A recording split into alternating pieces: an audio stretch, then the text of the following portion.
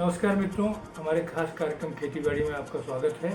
मैं हूं अरविंद कुमार सिंह। आपने पिछले दोनों एपिसोडों में जिस तरह से किसान आंदोलन और उससे जुड़े हुए तमाम पक्षों पर चर्चा सुनी थी, आज हम एक खास विषय पर बात करने जा रहे हैं और वो मुद्दा गन्ना किसानों से जुड़ा हुआ है। आप सब जानते हैं कि गन्ना पर आश्रित जो है किसानों की संख्या बहुत ज़्यादा है। पूरे देश की बात करेंगे तो वो करीब 5 करोड़ है और साथ ही साथ अगर उत्तर प्रदेश की बात करेंगे तो 40 से 50 लाख के बीच ऐसे गन्ना किसान हैं जिनकी आजीविका का मुख्य स्रोत गन्ना है। और गन्ना है तो गन्ना के साथ जुड़ी हुई है चीनी मिलें भी काफ़ी लोगों को रोजगार देती हैं और साथ ही साथ उसके साथ कई तरह के और उद्योग जुड़े हुए हैं। खांड सारी की मिलें हैं और गुड़ वगैरह बनता है। तो ये सारी चीज़ें अगर उठा करके देखेंगे और ये चर्चा हमने क्यों करनी चाहिए कि आप देख रहे हैं कि किसान आंदोलन में वाजिब दाम एक बड़ा ही महत्वपूर्ण सवाल है और पिछले कई सालों से जो गन्ना किसान है उसकी स्थिति बहुत ही डामाडोल है। और आज की तारीख में भी अगर हम बात करें तो गन्ना किसानों का गन्ने पर जो बकाया है वो केवल उत्तर प्रदेश में 12,000 करोड़ रुपए से ज़्यादा है। तो अगर किसान जो है वो कहीं बैंक से कर्जा लेता है और लेता है तो छोटे छोटे धन पर भी पूर्ति हो जाती है।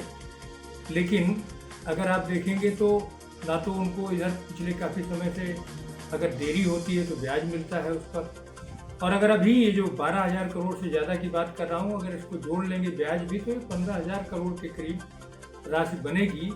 और एक समय तो ऐसा आ गया था 2-3 साल पहले कि 21,000 करोड़ रुपया अकेले उत्तर प्रदेश के गन्ना किसानों को बकाया था। अभी भी जो बकाया है अगर आप उठा करके देखेंगे तो पिछले सालों के भी बकाया अभी तक है। और केवल अगर किसी ज़िले का मैं उदाहरण लूँ तो मुरादाबाद ज़िले की बात करें तो मुरादाबाद ज़िले में 4 चीनी मिलें जो है वो उनका जो बकाया है वो काफ़ी बकाया हो गया है। 325 करोड़ रुपए का बकाया है, जिसमें से एक चीनी मिल है प्राइवेट चीनी मिल, दीवान चीनी मिल, उसका ही अकेले 150 करोड़ रुपए का बकाया है।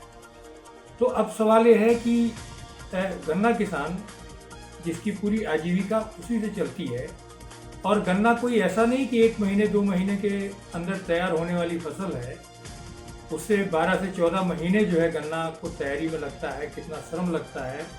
इसके अलावा खेती की लागत जो है लगातार बढ़ती चली जा रही है। उत्तर प्रदेश पर फोकस इसलिए इस पूरी चर्चा को कर रहे हैं। वैसे तो गन्ना आप जानते हैं कई राज्यों में अच्छा गन्ने का उत्पादन होता है। जिसमें महाराष्ट्र की अगर आज बात करें तो महाराष्ट्र में सबसे बढ़िया पेमेंट है और बहुत टाइमली पेमेंट हो जाता है। लेकिन उत्तर प्रदेश में हालत ये है कि प्राइवेट प्लेयर्स जो है वो गन्ने के भुगतान में लगातार दिक्कत पैदा कर रहे हैं और सरकारी बिलें भी। इस समय अगर आप बात करेंगे तो यूपी में जो गन्ना जो चीनी मिलें हैं वो 120 चीनी मिलें हैं, 37 चीनी मिलें बंद हैं। आपको पता है कि पिछले कुछ सालों में इस सरकार के पहले कई चीनी मिलें जो है औने पौने दामों पर बेची गई हैं। खासतौर पर मायावती सरकार के दौरान जो पोंटी चड्ढा हैं उसने कई मिलें खरीदी और बहुत औने पौने दामों पर खरीदी गई। और चीनी मिलों के पुनरुद्धार के लिए जो सरकार की ओर से प्रयास होने चाहिए थे सरकारी चीनी मिलों को, उन सब तरफ ध्यान नहीं दिया गया।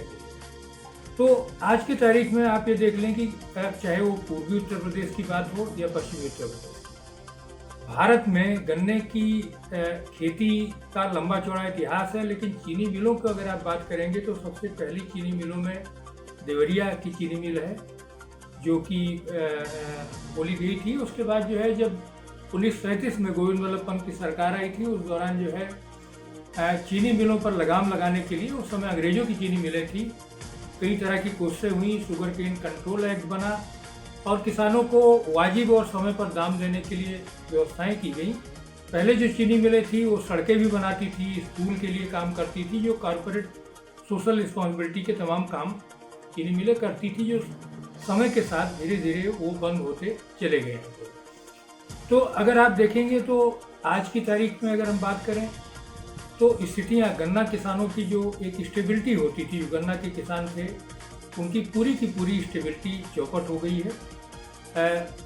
प्रधानमंत्री मोदी जी ने जो है 2017 में जो उत्तर प्रदेश के विधानसभा के चुनाव चल रहे थे तो उन्होंने इस बात का वायदा किया था कि 14 दिन के अंदर मिलें गन्ना किसानों को भुगतान देना सुनिश्चित करेंगी।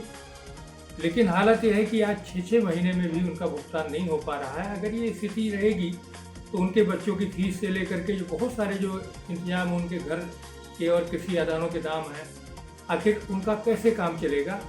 इस नाते अगर आप ये देखेंगे तो गन्ना किसानों में लगातार असंतोष बढ़ता जा रहा है और सबसे ज़्यादा असंतोष इसी राज्य में है, क्योंकि एक सीजन को छोड़ दीजिए योगी सरकार के बनने के बाद, तो पिछले 3 सीजन में गन्ना के दाम में एक चवन्नी की बढ़ोतरी नहीं हुई है। जबकि आप डीजल का दाम ले लीजिए, बाकी और कृषि आदानों के दामों को ले लीजिए, तो वो लगातार बढ़ते चले गए हैं और खेती की लागत बढ़ी है। उसके तुलना में अगर आप समझ लीजिए कि गन्ना किसानों का दाम ही नहीं मिलेगा तो फिर वो क्या करेंगे, और उसके साथ गन्ने की छिलाई कटाई जो इस तरह उनके मजदूरों को मिलने में भी समस्याएं आ रही हैं। तो ज़रूरी ये है कि आज के तारीख में अगर गन्ना किसान, जो कि एक बड़ी मतलब एक बड़ा आबादी है जो गन्ने पर निर्भर है, उनको एक आर्थिक स्थिरता देना है, तो सबसे पहला जरूरी काम ये है कि उत्तर प्रदेश में गन्ने के दाम के भुगतान को सुनिश्चित करने के लिए राज्य सरकार को बहुत ही मजबूती के साथ कदम उठाने की ज़रूरत है। और इसके साथ ही साथ जब भी दाम तय हो तो दाम को तय करने में ये नहीं है कि बिल्कुल जो है 3-3 साल दाम ही नहीं बढ़ेगा। दामों के बढ़ने में भी किसान संगठनों के साथ बातचीत करके बीच का एक रास्ता निकालने की ज़रूरत है। हमें सबको पता है कि चीनी मिलें भी बीच के दौर में संकट में रही हैं, तो संकट किसान पर भी है। ऐसा भारत सरकार को भी इस मामले में ऐसा रास्ता निकालना चाहिए कि वो केवल चीनी मिलों की मदद न करे, गन्ना किसानों की भी मदद हो। साथ ही साथ आज के दौर में जबकि दुनिया बदल रही है, बहुत सारी जगहों पर गन्ने के उत्पादन में बहुत सारी नई तकनीकें आई हैं।